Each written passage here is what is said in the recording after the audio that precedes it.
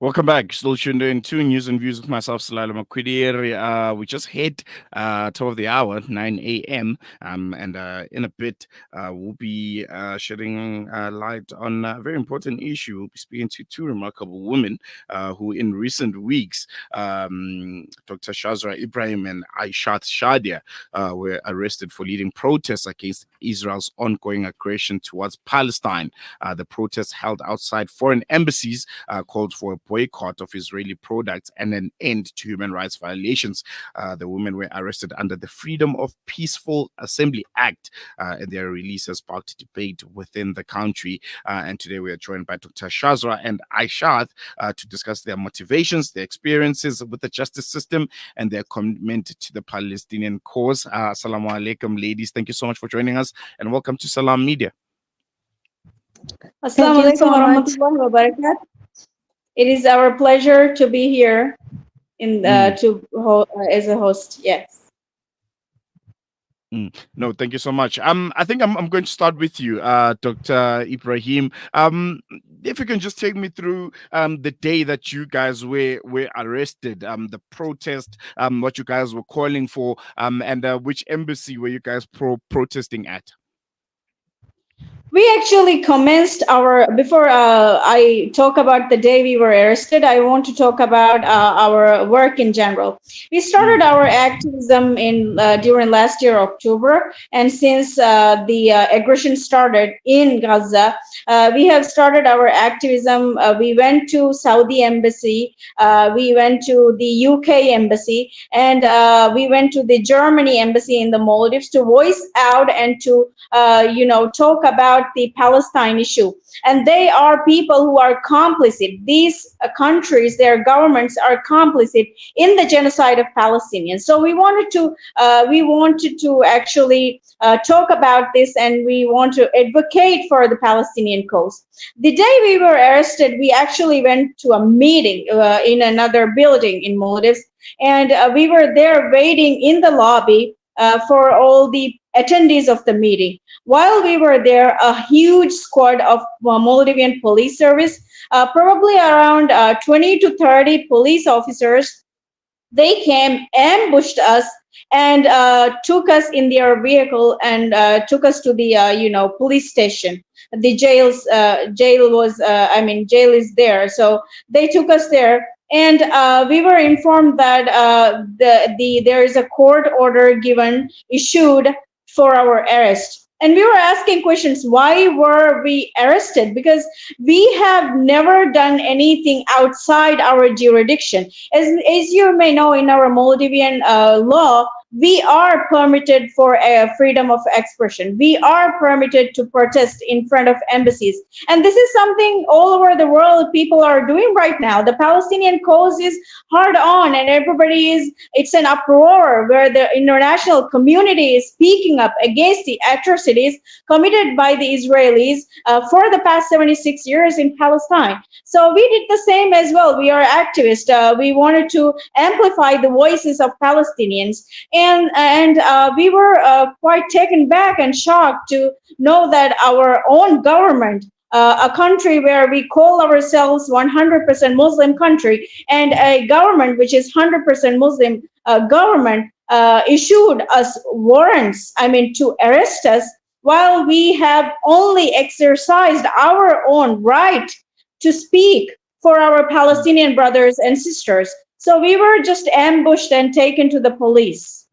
Aishath, let me bring you into the conversation. When you initially heard news that you guys were going to be detained, you're going to be arrested, what went through your mind? I think Dr. Ibrahim is raising quite an important fact. The fact that you guys live in the Maldives, which is a country that says you do have a right to protest, you do have a right to freedom of speech, but you guys were arrested for it, essentially. What did you make of that? What was your reaction to it? Well, we were only two ladies. We are the only two ladies in Maldives raising the voice against this genocide in Palestine. And while we were arrested, I thought that why they did this? What have we done wrong? And the condition that they have arrested us, that large amount of police officers came to arrest us, like I felt like we are terrorists. We are having Mm, weapons. If they are having such a big force to take us arrest, it means we have been carrying on weapons and those kind of things. Well, actually, that everyone knows, this is a thing. This all governments, all Muslim governments and non-government, non-Muslim governments are making stop raising the voices. Who are raising the voice, they are against them. So we all know our purpose is simple but powerful. These embassies represent global power and diplomacy, and we demand that those in power to take action. We refuse to silence while mm, innocent lives have been lost. So, in my opinion, arresting me just make me so strengthen our resolve in this cause. Dr. Ibrahim, I want to come back to you. How has your arrest and conditions of your release impacted your activism and personal life generally? I would say this is a very big eye-opening experience for me because I have never been arrested before. So I never had any criminal history. So for me, this would be a very huge eye-opening experience, and also it amplified my soul. I mean, I want to do more. This actually gave me more motivation and more zest to strive more for the Palestinian cause, because this teaches me a lesson. This tells me that actually there are people behind the mask who are working for the Israelis, and they support the Israelis, but they do not have the audacity to publicly declare that they support Israel. So therefore, I think our arrest would have it caused a huge uproar in our local community as well, and people started advocating for us, and people started to know our cause and what we were doing and our work and everything. So moving forward, we would say that this didn't intimidate us. We are held fast. We are hell bent and steadfast on our initiatives. We would be working for Palestine, and until Palestine is free, we will never stop. And this did not intimidate us. We are not intimidated. We would go forward with our cause, with our projects, with our actions, and our advocacy. Aishath, what about you? Did this in any way deter your activism? Do you think this was a deliberate strategy to try and scare you guys to make sure that the voices of activists and the people that support Palestine is ultimately silenced in the Maldives? No, no, not in any way. We will continue to protest, to speak out, and to act peacefully, powerfully until justice prevails. Inshallah, we will not stop our voices raised against this genocide. We ask you all to stand with us to amplify this voice and to ensure the world never forgets that every life, Palestinian or otherwise, matters. So, Mm, being jailed is nothing to be get scared that you have no rights to speak on what you have been jailed for. But being jailed is to strengthen our resolve and to make our protest more and more, much bigger. Inshallah, we will continue it. This mm, government cannot make us go backward. mm, Inshallah. mm. Mm. Dr. Ibrahim, coming back to you, what's the latest now? You guys have been arrested, and there's a conditional release. You guys are out now, but what's the latest coming from law enforcement authorities? Are you guys now banned? When it comes to going out to protest, are there any kind of measures that are put in place, to kind of keep you guys surveillanced? What are they saying? Did they let you go with the warning? What's the latest? What can you tell us? The verdict issued by the court actually said that for 45 days We would not be able to protest in front of the embassies or ambassadors' houses. But there is like a temporary one, a court order which issued for only a 45-day period. So for 45 days, we would not be able to protest in front of the embassies and ambassadors, but we would be able to protest in other places. And we feel like, we both feel like that there is not even more need for us to protest in front of particularly the embassies, because the fact that we were jailed and arrested above the jurisdiction, this caused an uproar. And now everybody knows who are these embassies, who are the governments complicit in the genocide of Palestinians. And they are a lot of the local communities with us, actually. So we feel like that we would, even after our 45-day period is over, we would protest in huge places where people gather, the public places, so that there is more, voice for the Palestinian cause. And we would go definitely along with our plan. We have scheduled our protest. We have scheduled our, public appearances and all of those things. We would go forward with all of those, inshallah. And Aishath, coming to you, how has your family reacted to all of this? Your wife, your mother, I'm sure your family has been concerned. Have they been as supportive? I think Dr. Ibrahim is mentioning the fact that you guys are getting support from the broader community and from all of the activists, but I'm sure your families also had something to say about your arrest, because as females, it's not that common. To be arrested in the manner that you were.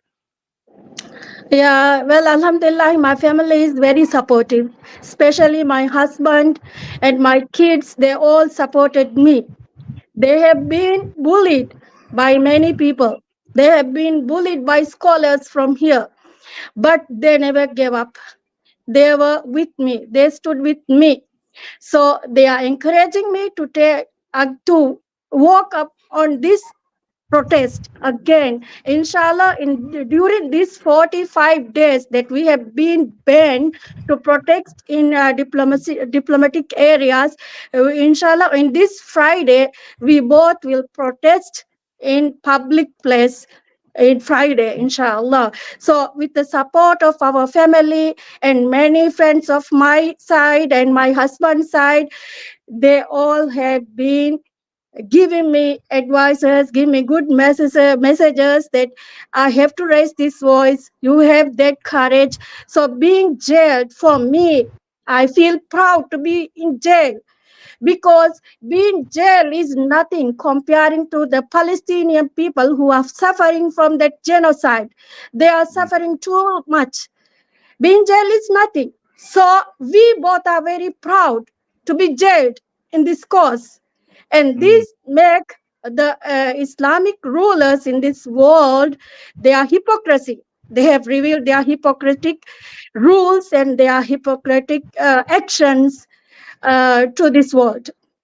And Dr. Ibrahim, coming back to you, what message do you hope to convey to the Maldivians and also the international community when it comes to the importance of activism? While this ongoing genocide and mass murders of the people of Palestine by the Israeli occupying forces continues, unabated and uninterrupted by those that have the power to.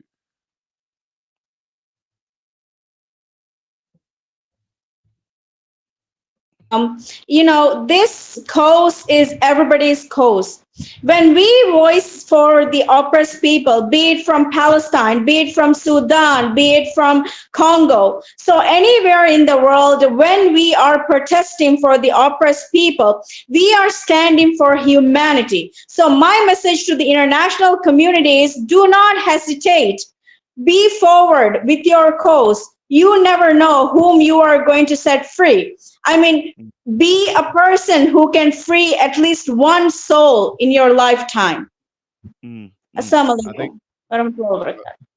Thank you so much, ladies. We have run out of time, but I can tell you for sure, from the South African public, the cause of the Palestinian people is very close to our hearts, and we really commend you, for the stance that you took. You remain steadfast, and I think, your motivation to all of us around the world, people that sympathize and, cry with the people of Palestine, and want them to ultimately gain their freedom. So, from me, and I think I speak on behalf of all South Africans, that we're really proud of you, and may you continue with your activism and your steadfastness for the people of Palestine. Assalamu alaikum. Wa alaikum salam. There you have it. Dr. Shazra Ibrahim and Aishath Shadhiya, two activists that were arrested for pro-Palestine protests outside foreign embassies a few weeks ago. And as you can hear from them, they are charged, they are motivated. This has not deterred them in any way.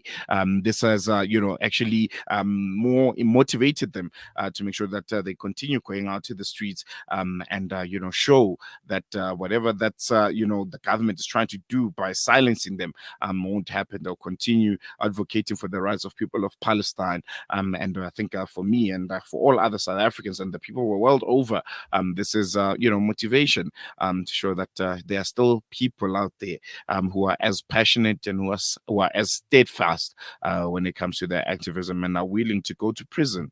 And I think, as you heard there from Ashra, that this is only a minute, compared to what people in Palestine are going through. Spending a few nights in jail is not the same as trying to survive a genocide. So I think they need to be commended for that. So we're going to take a quick break.